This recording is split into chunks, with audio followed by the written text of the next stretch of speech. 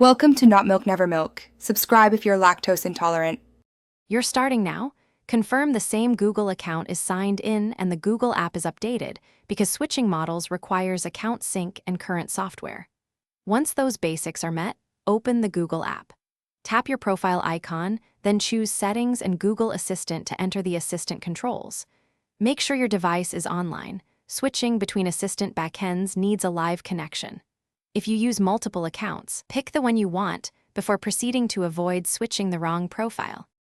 Once in Assistant settings, locate the Assistant Model section, sometimes under Voice and Model or Experimental Features. Tap it and you'll see Gemini and the Alternative Assistant option. Select the one you want. Choose based on capabilities and privacy trade-offs because models differ in features, memory, and data handling.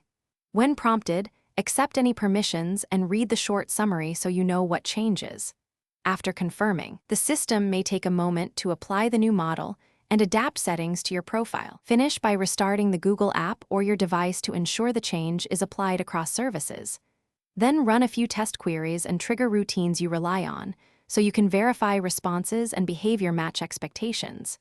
If something looks off, clear the Google app cache, sign out and back in, or revert the model in settings and try again. This fixes most sync or permission glitches. If problems persist, note the exact error and retry after updating the app or checking account permissions.